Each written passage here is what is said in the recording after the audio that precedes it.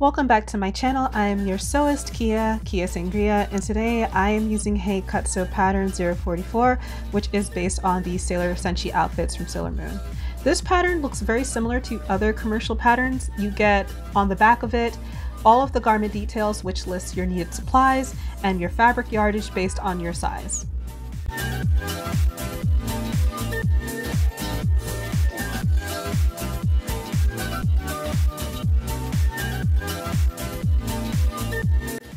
For this pattern, a detailed size chart can be found on their website, although honestly, I feel like they should have included a page with this information inside the physical pattern itself because nothing on the internet is forever, and if this website ever stops existing, so does the instructions. But either way, we ride. What I do like about this pattern and the instructions is that the instructions are very easy to understand, and they even give you sewing techniques. Also, on the pattern itself, the sizes are color-coded to help you figure out which pattern pieces you're using. For reference, I cut out a size medium for my bodysuit, but I did a large size for the hip roll and the skirt.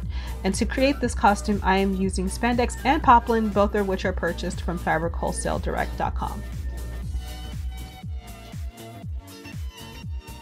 So to start, I am flatlining all of the bodysuit pieces, and the instructions that come with this pattern actually tell you what this step means, which I think is super cool if you're someone that's new to sewing and you've never made anything like this before. Essentially what I'm doing is just laying two pieces of the same fabric on top of each other, and this is just to prevent the bodysuit from being sheer since this is supposed to be a tight fit. I'm going to be using my serger to work on this part, but if you don't have a serger, you do not have to worry. You can use the regular zigzag stitch function on your machine. Also, I am very brave to be sipping on that cup of coffee so close to a garment that's all white. Past Kia was living very dangerously in this scene.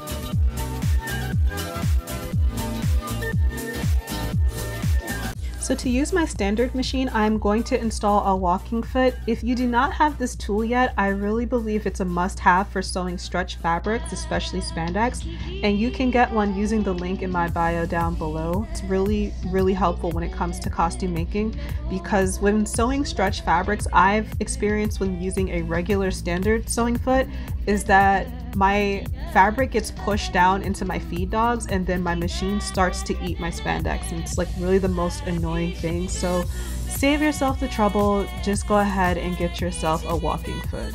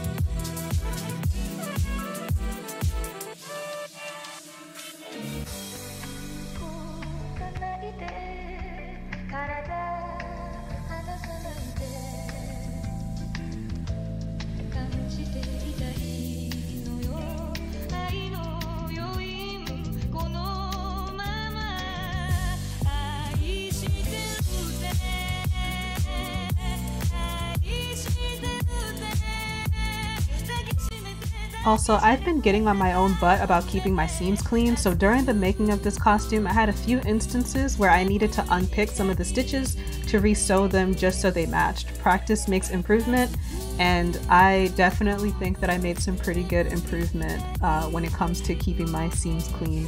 I felt like a true seamstress on doing this because normally I would just not care, especially because no one's going to see the inside of the garment, but I'm slowly learning that a well-built costume has neat stitching on the outside and on the inside. So here's me unpicking so that I can get to that point. Now for the collar, I'm going to be swapping feet using my overcast foot. This particular foot mocks the same stitches as a serger to finish raw edges on fabrics that fray, like this poplin that I'm using. I just started using this foot for this project for the first time, so I can't really recommend it just yet, but it is an option if you want the look and finish that serge seams offer.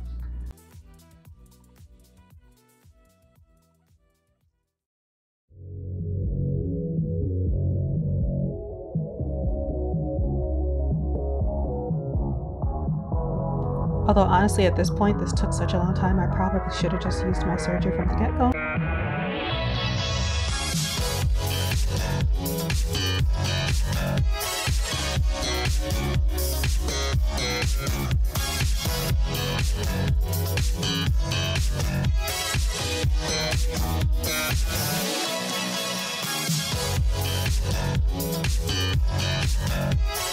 So outside of the pleats on the skirt that are up next, the collar of this costume frustrated me too, mostly because I couldn't decide on how many lines should be on the collar, since some pieces of art show 2 lines and then some show 3, but I decided to just go with 2, and I ended up swapping the white bias binding that I was fiddling with for some satin ribbon to add a touch of elegance to this costume piece, and I'm actually very happy with this choice.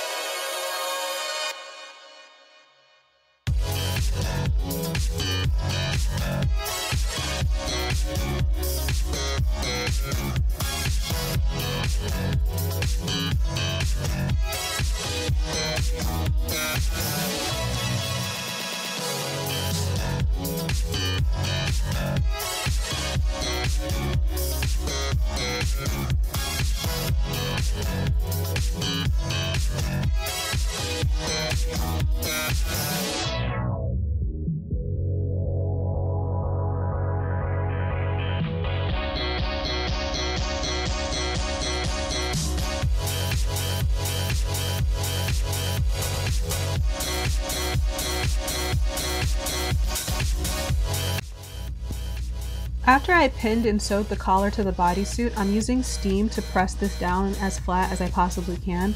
The way that this collar is positioned on the suit is very unnatural, and so the fabric kind of wants to roll forward, but I just kept hitting it with heat and steam and some prayers and trying to get that crisp look that Sailor Moon deserves.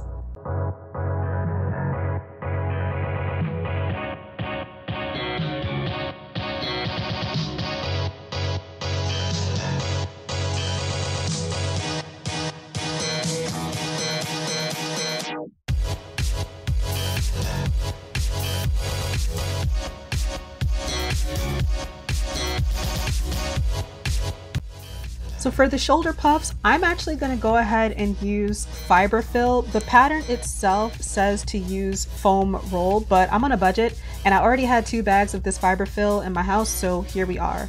By the way, the steps that you see me doing here, I also did for the hip roll. So I start with sewing the roll wrong sides together, and then I leave a small opening so that I can stuff it later, breaking apart the stuffing first just so that it's not lumpy, and then sewing the right sides to the shoulders on the suit. Take your time with this because it's really easy to kind of just start stuffing and not really caring too much about how it looks, but it's worth the effort to just make sure that like these little shoulder puffs are like soft and pillowy and smooth and they're not lumpy, because nobody deserves that.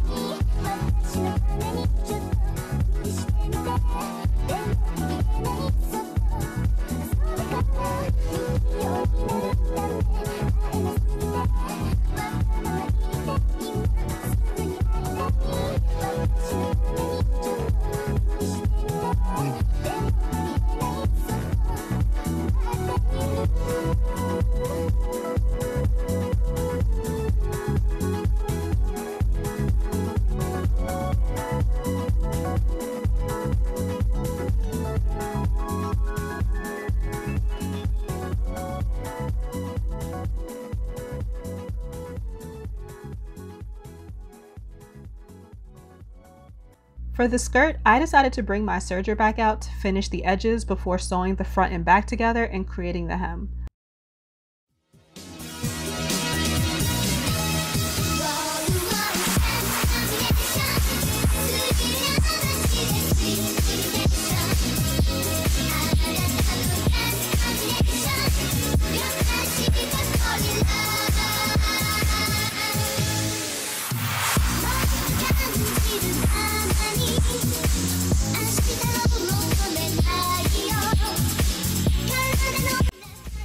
For this costume, I took my time with the hem because neat, unstretched hems is also another sewing feature that I'm striving for with my projects. So like a true seamstress, I'm using my iron and a clapper to flatten my hem.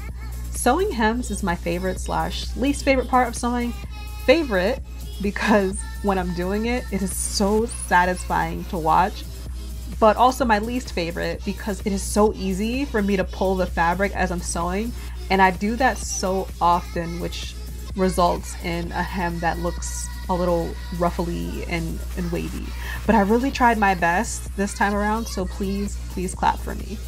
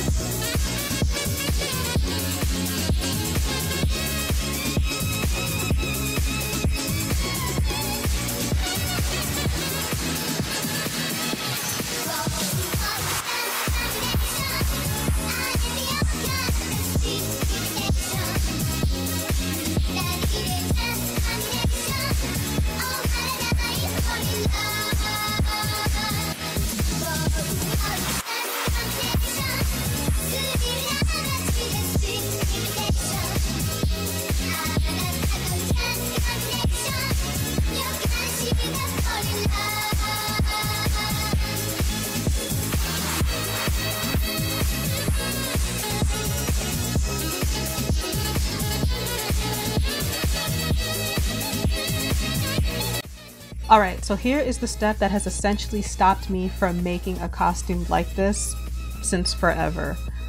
Pleats. Pleating. I have not yet gotten them to look crisp and clean after sewing, but I know that it's because I need more practice with making costumes and garments that call for them. So here is me trying my very best, but also damn proud of it because, again, practice makes improvement. But if you have tips for achieving that polished pleat look, please leave me a comment below with suggestions because I am still learning, and eventually I do want to be able to make a pleated skirt that looks good. I just couldn't, I don't know, it could be my dyslexia. I always have a hard time with like doing the pleats, but I strive to do a little better each time, okay?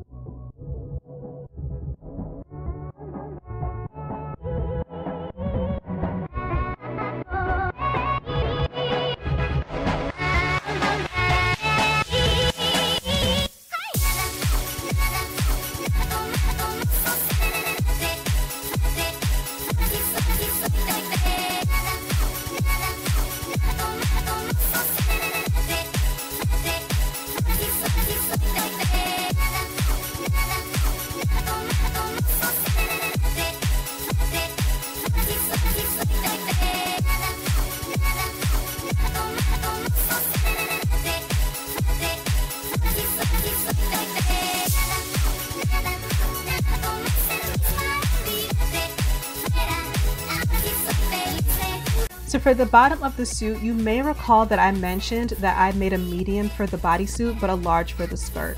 This is because I wanted to keep these pieces separate. I have no way of getting the skirt over my head the way the pattern is suggesting. So to make both pieces separate, I took a clasp from an old bra and installed it into the crotch area, and then I just sewed the top and bottom of the bodysuit together so that it's one piece for the bodysuit and then a separate piece for the skirt.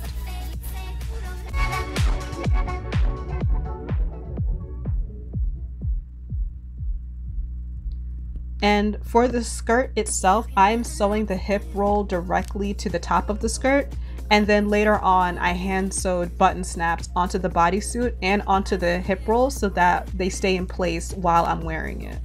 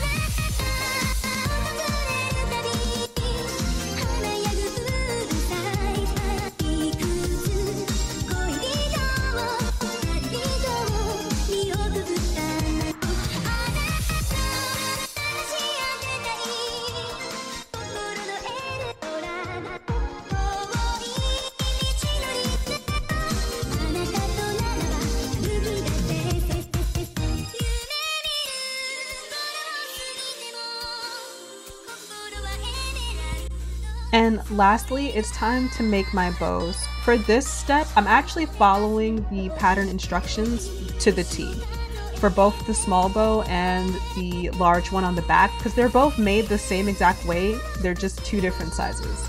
I thought that the way that they made the bow was pretty interesting. I've actually never used this method before. Truthfully, not really sure that I would do it this way again, but I'm really happy that I tried it out. Because it was just a new way of doing it, and I'm always looking for new experiences when it comes to making something.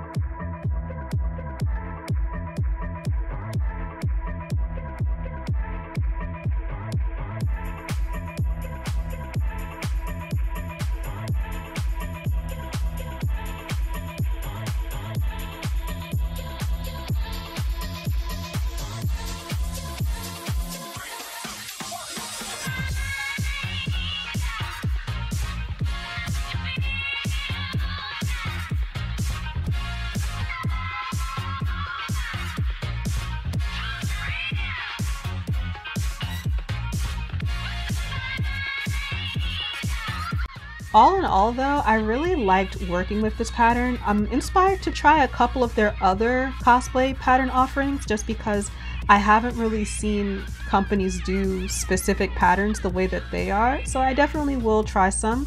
And if you would like to see a video on that, please let me know. I'd be more than happy to make another one.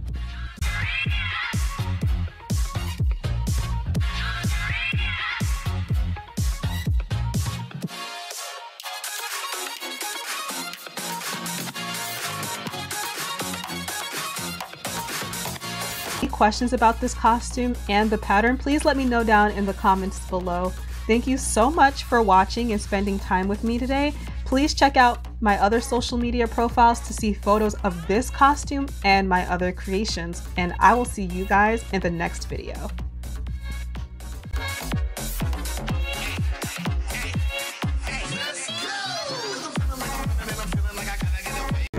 Shorty fighting evil by moonlight.